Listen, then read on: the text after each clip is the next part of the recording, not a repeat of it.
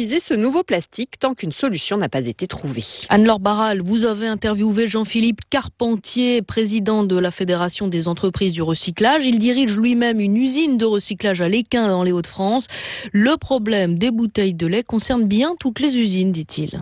On est tous touchés. Enfin, moi, je connais les 7 usines en France, je les connais. On est tous touchés. On recueille les bouteilles venant des centres de tri. Moi, je reçois 60% ou 70% des collectes de bouteilles du Nord-Pas-de-Calais. Donc j'ai un mix de population. Donc il n'y a pas une usine qui est plus touchée qu'une autre. On est tous touchés. Aujourd'hui, Éco-Emballage alloue une somme de 25 € la tonne aux recycleurs pour pouvoir mettre en place des solutions qui permettent de retirer le PET opaque des lignes de tri. Donc en fait le surtrier en fait et trouver une solution de valorisation énergétique dans un premier temps. Donc le transformer en combustible solide de récupération.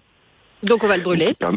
Voilà, exactement, pour faire de la valorisation énergétique, parce qu'aujourd'hui, on n'a pas de solution industrielle pour valoriser ce PET opaque, lié à sa conception même. Donc c'est une partie du problème qui est solutionnée, mais ça ne résout pas tout le problème. C'est-à-dire que je pense qu'il y aura un deuxième appel à projet qui va être lancé par Éco-Emballage pour trouver des solutions, donc de la R&D, pour trouver des solutions de valorisation à ce PET opaque. Vous trouvez pas qu'on a un peu tardé quand même dans ce projet? Parce que moi j'ai lu un rapport qui dès 2010 évoquait ce que le PET opaque allait poser comme problème dans vos usines. Tout le monde savait les problèmes du PET opaque, mais personne n'avait anticipé que les laitiers passeraient aussi vite au PET opaque.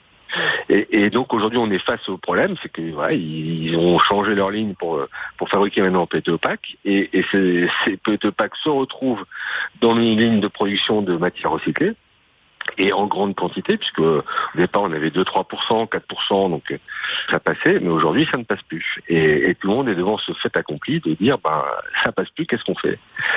Mais vous avez raison qu'on aurait dû s'en occuper dès la mise au point de ce produit, on aurait dû s'occuper de sa recyclabilité et comment faire. Et ça n'a pas été fait. Ça pose le problème fondamental de l'indépendance de l'avis qui est donné sur la recyclabilité ou pas d'un produit par l'éco-organisme. Éco-Emballage est elle-même détenue par les metteurs sur le marché. L'ouverture à la concurrence qui est en train de se faire sur cet éco-organisme-là est pas facteur à favoriser des prises en considération justement de l'intérêt général. Vous pouvez pas à la fois dire à votre actionnaire, à votre client, je vais vous mettre un malus ou je vais vous taper dessus parce que vous n'avez pas pris en compte la recyclabilité, puis dans le même temps dire j'ai besoin de vos contributions. Le président de la Fédération des entreprises du recyclage, Jean-Philippe Carpentier, il répondait à Anne-Laure Barral.